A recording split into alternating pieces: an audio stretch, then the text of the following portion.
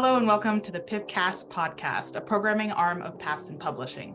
We're your hosts, Rachael, Levay, and Allegra Martschenko, and in this, our 6th episode, we'll be talking with special guest Dawn Durante about navigating a career as an acquisitions editor. Paths Publishing is a free mentorship program meant to aid early career folk in scholarly publishing with the work of locating, applying to, and negotiating new positions. So, Dawn, we are so excited to have you. Do you want to tell us a little bit about who you are, what you do, and what you've done in the past? Yeah, thank you so much for having me. I'm very excited to be here with you both. Big fan of Paths Publishing. Honored to be a part of this. So right now I'm an assistant editorial director at UNC Press. I say "and" because there are 2 of us. So in that role at University of North Carolina Press, I do some work within administration and leadership within the department. I have a couple direct reports, so we're working on mentorship and just regular sort of pipeline day-to-day stuff. And then I also am acquiring books.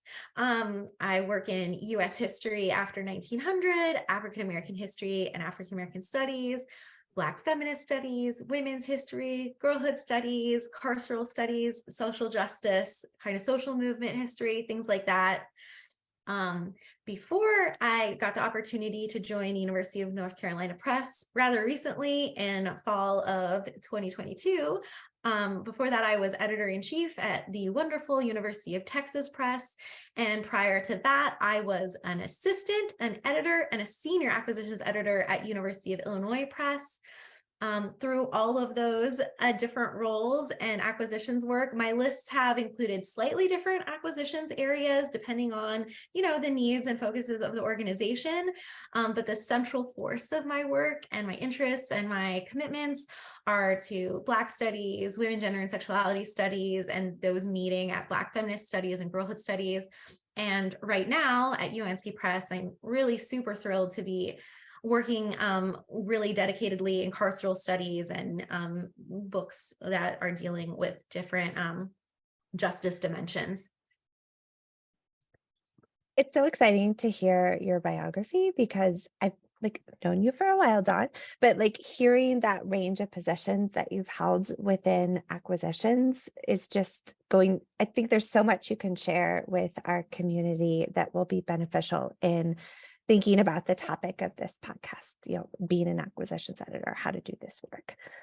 So I'm so excited for everybody to hear more about how you've done this work and what this work entails for us in the future. So with that, I'm going to kind of pivot into some questions for you. All 3 of us are acquisitions editors. And yeah, I'm really excited to ask the question of you, Dawn, what do we do and how do we do it? And what do we want to be doing that we aren't doing? Because one thing that's pretty exciting about publishing is that we do a lot of things similarly. I think the general scope of how we all acquire is pretty much the same, but probably no one's doing the exact same things, even within an organization. I know Allegra and I are doing different things, even though we work at the same place. Yeah. So between the 3 of us, we've worked in a lot of different presses, but do you have kind of a singular ethos, Dawn, or a defining way of thinking about what an acquisitions editor does? Yeah, I will say that I didn't always have that. It took a long time to kind of work through, what is this gig? What do I do? What do I want to do with my relative position of power, which, I don't approach my job as being in a position of power, but at the end of the day, you are making decisions. There's a responsibility there. We all know that the publishing industry suffers from diversity issues, whiteness issues. So I'm always thinking about how do I want to use my relative position of power to improve upon those things, not reduplicate them in the system. And that's an ongoing process. So I'm continuing to learn. But where I am now in my thinking about what my role is a development from where I was before, and it might develop further in the future. But I see myself as really a facilitator, a collaborator, and a partner in working with not only my colleagues at a press, but my authors or series editors or people out in the disciplines and the networks. And when I say facilitator, I mean I am trying to take my expertise of working in publishing and join it with the expertise of, say, an author who's working on a book. We exchange and collaborate on our different knowledges to kind of get the book moving forward, so I can facilitate it being the book they want it to be. I'm not trying to put my stamp on a book. I'm not trying to say like, I have this editorial thing and you should do it. I really try to say, okay, here's my experience of peer review. Here's this characteristic of your manuscript right now. In my experience, peer reviewers kind of critique this a lot. So do you want to change it? Do you want to think about it? Like, I'm really trying to focus my expertise and what will be productive to make that book what an author wants to make it. And I'm saying like, oh, it should really be about this, because that doesn't really help anyone. And we all know that from when reviewers say it. So in a day-to-day, that's like how I see my role, but there's like also the macro version of this, I think, which is where, as editors, I think a lot of us are in it to like facilitate conversations that are out in the field. So, we're not just doing things at an editor to author level or a publisher to book level, but really, how are we helping authors drive fields forward and being responsible partners in that? That's it. That's all we do. No, I feel like one of the things I found myself saying in conversations with authors lately is that like peer reviews often bring up questions and reviewers often try to answer those questions, but that kind of our job is to think about how we can answer those questions, like to get a manuscript where an author wants it to be. Because I think I feel like we're always still kind of grappling with that idea of acquisitions editors as gatekeepers. And like, I recognize in essence, there is some element of that, but I don't think we want that to be the case. Like, that idea of the facilitator is much more aligned, I think, with my goals personally. Well, and actually working through how I think about how I want to be a facilitator was actually in thinking through like anti-gatekeeping, right? When you're a gatekeeper, you're trying to keep things out. That's not what I'm trying to do. I'm trying to think about within the confines of what is a possibility. We can't take on every project, right? We have to turn away some. That's not so much gatekeeping as knowing what we are best able to facilitate. The books in our area, the books our presses can best serve, that sort of thing. So yes, I think a gatekeeper is a bad word. Try not to use it. Yeah, I think it's definitely important to acknowledge, like, obviously, like you said, we come from a little bit of a position of power when we're approaching authors, especially authors that just like don't have the knowledge of how the publishing process works. And I know that a lot of my day-to-day work is thinking about, this is information I know, but is this information that my author knows? Trying to make sure I'm going back to the basics and I'm almost over providing information and making myself available to answer questions and stuff like that. So the books that we do choose to publish, the author feels, my goal is that they have a great experience in the here and now, but also when they go to publish their next book, even if it's not with us, do they have a good understanding of how the peer review process works? Can they identify when something isn't quite going right in peer review or something isn't quite going right in the publication process at another press, and feel like they have the power to say, this isn't how I think it's supposed to be, or this isn't quite working for me. Can, I collaborate with my acquisitions editor to do something a little bit differently? 100% cosign. Yeah. And I think increasingly I find that I spend so much of my time in those conversations with people talking about what we do and trying to increase that transparency around scholarly publishing and, I don't know, empower authors to have a better understanding of what they can ask for, what they can do, what they can push back against, what they can embrace, and try to think about this as more of a partnership in that way. And I think it's multi-directional. It's outward towards maybe these author relationships, but also like very inward into like the university press community or in your own, even your own organization. Like what you all are doing and supporting with Paths and Publishing. So I think about like, if we can democratize as much information about publishing as we can, we flatten power dynamics. And it's like, partly idealism, but that's the more we share with each other, with, early career scholars and early career editors, like the more we can all be working together to share this information and get books out in the world and get people into editor positions and things like that. That's such a good segue to the next thing I wanted to talk with you about, which is the idea of service, which feels increasingly part and parcel of acquisitions work. I came into acquisitions from marketing and sales, and I never got invited to talk about publishing. Like that just didn't really ever happen. And I remember in my press, we had this auditorium adjacent to our offices where every year they would host like a publishing symposium. And like I would hear the conversation happening in the adjacent auditorium, but like it was only for acquisitions editors. Like other people at the staff weren't really invited into that space to talk about publishing within their departments. But it's been really interesting to be in acquisitions where I, as I'm sure for both of you, am regularly asked and invited to talk about scholarly publishing. And all three of us are invested in these kinds of passion projects that are unpaid service work for scholarly publishing. And here, Dawn, I'm thinking especially of your work with Feeding the Elephant and the Society for Scholarly Publishing. So I'm curious, like, do you have some thoughts about why service and acquisitions are so closely tied? And could you talk a little bit more about how this work makes that kind of outreach so integral? Yeah. I don't know exactly how everyone views like their service, but like it almost makes my job a little bit easier when I get to talk to a group about publishing at once, because I know that other editors at other presses are talking to their groups as well. And so when someone then comes to me with a proposal, maybe they talked to someone at another press and got this knowledge. So we're like contributing to broader like education within our like kind of specialized university press scholarly publishing system for authors and whatnot. But I also think like there are a lot of people who aren't joiners in the industry who maybe aren't interested in doing talks or like maybe don't feel comfortable doing them. And that's like also totally fine. And I think that another part of this is because acquisitions editors tend to be like a very early part of a conversation with authors, we get thought of more, but I like love when I see more panels happening with people representing multiple departments of a press. So it's not just acquisitions, but it can be EDP and marketing and everyone. Yeah.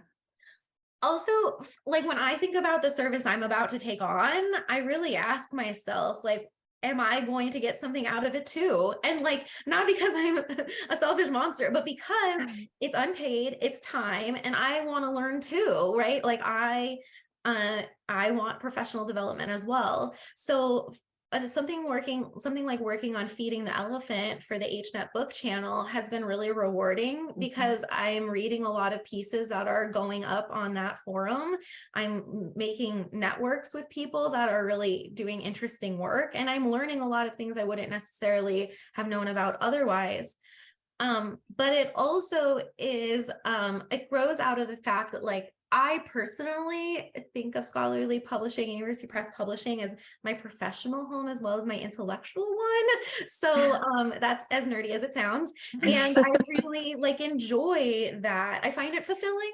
And so I like doing it, and I like getting information out there. And I like the idea I'm not just building within publishing for the HNet book channel or the Society for Scholarly Publishing work I'm doing is about bridging humanities and social sciences.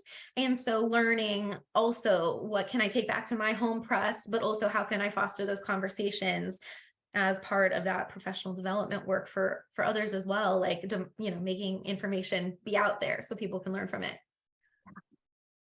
But what do you all think? You all do a lot of service too. Well, I was just going to make a quick plug for if you haven't subscribed to Feeding the Elephant, do, because it's a great resource. And we're definitely biased because Feeding the Elephant just immediately offered space for past and publishing as kind of part of that intellectual and professional community. So we're really grateful for that support. And I learn a tremendous amount from every Feeding the Elephant post that comes out. So everybody who's listening, subscribe. Thank you. And I definitely, from my end, like that service work is just increasingly the part that gives me additional professional fulfillment. Like it, I've been in scholarly publishing for like almost 20 years now. And so kind of continuing to think and rethink how we do and what we do it for is just integral to continuing to do this work. Like, I feel like if there's not kind of an outward facing efforts, I feel like I would stall. And so I'm really grateful for the chance to do that service work and to continue to think about what the next generation of scholarly publishing could look like. Yeah, I mean, I would add for PASS and publishing, something that's so critical to us is just the variety of things that we do. I think when we think of service work, and again, we make these default assumptions about it's an acquisitions editor making presentations to various people, but that doesn't suit everyone equally. Yeah. So a big thing about PASS and publishing is like, you know, we want there to be something for everyone. If you you're not on Twitter, you don't want to follow us on Twitter, but you like podcasts, there's the PIPCast Podcast, you know, stuff like that. But also from the volunteering side, you know, the big goal of our open inbox was to make it so it wasn't too much of a burden on our mentors to contribute. You know, it's not this like standard mentorship relationship where it's one-on-one with a more junior person in the field that you're talking to, and you have to meet for an hour a month and something like that. While those relationships are super valuable, sometimes you just don't have the mental space to do that to the best of your ability. Sometimes that's like not the type of service that suits you best. But looking over a resume or a cover letter might be something that you feel is very easy for you to do. And, you know, we work to try to make sure our mentors were in different departments other than acquisitions, because it's not that people are only entering the field through acquisitions. There's people who are interested in marketing, who are interested in EDP, and who are interested in rights and administration and stuff like that. So I will say also, like, when we think about service in this industry, it's also productive to think about what kind of service suits you best, because there's not really a point trying to, you know, if you're a square peg trying to fit it into a round hole, there's not really a point. If that's not how you're going to be doing your best work, if that's not how you feel most fulfilled, if that's not how you feel you're going to get something from it, but being able to think, what can I do, you know, within the limits of my time and mental health and stuff like that, you know, allows you to do your best work in whatever way that might happen. Yeah. So we're recruiting service work here. Sometimes the best service work you can do is also say no, right? Yeah. Because you need then time to do the service you actually want, or that you have a skill set for and affinity towards. So, you know, I think that a lot of people are doing a lot of service, and I've been really grateful over the past few years when I've especially had good mentorship and management be like, it's okay to say no to some things. And I wouldn't have had space to do the humanities and social sciences special interest group with Society for Scholarly Publishing if I hadn't said no to a couple things before that. So just service is great, and also saying no is great too, depending on what people want to do with their time. Very good reminder. Even on like a micro scale for peer review, I always appreciate when a peer reviewer responds pretty quickly to just say, no, I cannot do this. You know, it's just the like, best. I'll move on. That's perfectly fine. I'm very happy with that. I want to pivot us to our next set of questions as time ticks away, focusing a little bit more on career advice. So, you know, at the start of one's career, you spend so much of your time thinking about the next thing, be it like how to get into the field or how to progress in the field. Now that you're hopefully a little bit more settled, what are some of the things you wish you'd known or done in your early career? Yeah. Well, I have always spent a lot of time thinking about what's next. And I think that I maybe feel like that was okay. And that was a good thing. I'm glad I knew to do, like, to kind of be like no, I always say no one's going to advocate for me if I don't advocate for myself first. And so, not that I haven't had people advocate for me, but it begins with you, and especially your niece. But some of the things that I wish I had known, this is baseline. If you're going to be an acquisitions editor and you think it is sitting and reading all the time, it is not. I think that it's really important for us people who have been doing it a long time to be really upfront that we still struggle with time management. I still struggle with my inbox. I still am like, am I expressing my feedback well? Am I supporting project? Like I wish I know these are like really common. And now that I have really good peers and collaborators who are transparent as well, you know, we're all kind of thinking through these things together. And while some things get easier, you're always learning. So there's always going to be like a hard thing to keep learning. I think that when we're talking about like larger issues, like professional development and like our institutional homes, one thing that I wish I had been just like reminded of a lot sooner is you shouldn't fight harder to stay at your institution than a place is fighting hard to keep you. I think we're all thinking, a lot of people are thinking like, should I stay? Should I go? Like I have it pretty good at my institution, but is it clear to me that I will have a path to mobility and professional development? You know, are there things that are transparent to me, and you know, just thinking about those things, people aren't alone, and I want to kind of be transparent about that. But I just think that I also feel like no one told me about how fulfilling. I mean, people are like, I like it, it's great. But I find it really fulfilling that I am talking with the smartest people at what they do all the time, whether it's in publishing or publishing their books. And it can change over time the way you're working in fields. So I don't think it's common knowledge that like we are helping shift fields by our supporting and listening to scholars. And so we're not just acquiring it in the same area for a decade, because those areas are changing and evolving. And if we're being really responsible listening editors, then like our work is changing too. And maybe that sounds obvious, but I find a lot of people like starting out are like, but how do I know what the next thing is? And you're like, you just like listen to the people who are already smart and doing it and things like that. I mean, I'm sure there's 100 things I guess I wish I would have known, but you know, it just like any industry, there's its good parts and its bad parts. And I think I've hopefully shared a little bit of both sides about things I wish I would have known a little bit more about going in. I particularly love that advice about don't fight harder to stay somewhere than they fight to keep you. Like, I think that's something we should remind ourselves often, that like there's agency in the work we do, and kind of using that regularly is a good thing. Absolutely. And I want to ask one final question, which is a question that Paths in Publishing has gotten actually quite a bit across our various programming, which is, do you have any advice for transitioning into the work of actually acquiring books and building your confidence up so you feel you can truly inhabit the role? Yeah. I'm sure there's like lots of resources you all have. I'm very specific. So if it's okay, I have like a sort of abstract kind of idea. Yeah. Like it's okay to take your time to learn like what kind of editor you want to be and what kind of editorial style you have. I've already mentioned that it took me a long time to figure out like what kind of my editorial philosophy will be. I hope that as a responsible editor, that editorial philosophy will continue to evolve the more I learn and the more I grow. One of the things that I think is also helpful to keep in mind is that there's not one right way to do this. I tell this to authors about the publishing process, and I tell this to publishing professionals. Some people have like a kind of formal, like, I worked at a journal and then I was an intern for a press and now I'm working in acquisitions.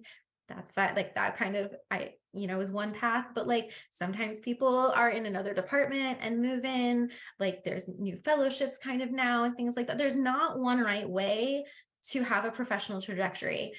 Sometimes people have a BA, sometimes people have a PhD. We're all really good, talented, smart editors, and all of that is okay. But one thing that really kind of helped me figure out like how I wanted to sort of navigate my lists and navigate how I pick service and navigate how I want to be an editor is I realized like, okay, well, institutions and presses and businesses, they have mission statements. So like, what's my mission statement for being an editor? And that kind of folded in a lot of the things about editorial and service work and things like that. And again, it's something that evolves over time.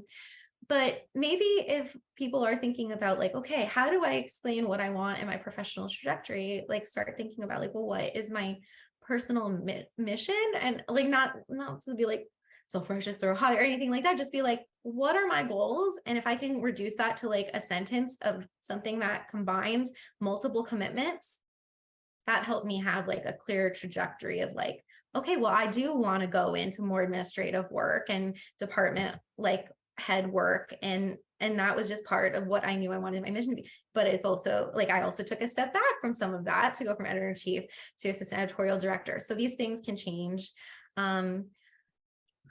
But yeah, I think that one of the things I also mentioned before is like a concrete thing that I think is transitioning into acquiring books, whether you're going from assistant to editor or some other department to editor or another field to editor, is really listening to your scholarly networks. I would be nowhere without the amazing series editors I worked with at University of Illinois Press and the amazing authors and networks at conferences who were willing to like, you know, they were never going to publish a book with me. I was realistic about that, like bigwigs, but they sat and had coffee with me and let me ask them like, what's the next big thing in publishing? And so, you know, I guess the concrete part of that advice is also like, you can have really good conversations that are not about a specific book, and that's okay too. Mm-hmm. So what I hear you saying is that there are many paths in publishing. Yes. Thank you. That is fantastic advice. And I really like you highlighting also that last bit about you can just have conversations with people. We're always talking about like the informational interview. And that's also just like you can informationally interview authors, you know, about what's next in the field and what you might want to focus on. And that's a really great tool that people should take advantage of. But I think that's all of our time. So thank you so much for chatting with us, Dawn. Thank you for having me. It's been such a pleasure. Huge fan of paths in publishing. And thank you for all you do for our publishing friends and networks. It's really tremendous. I mean, podcast, book club, website, it's all, you have it all. I'm sure I'm forgetting something. There's just so many things you do that are amazing. Thank you. Well, thank you so much for your kind words and for all of your advice for the community. So thank you, Dawn. Thank you to our audience for joining us. And just a reminder, we post new episodes every other Thursday on YouTube and Substack. So tune in for our next episode about volunteering in the industry. You can find us on Twitter at PASSINPub or check out our website, www.passinpublishing.wordpress.com. Thank you so much, everybody. Bye.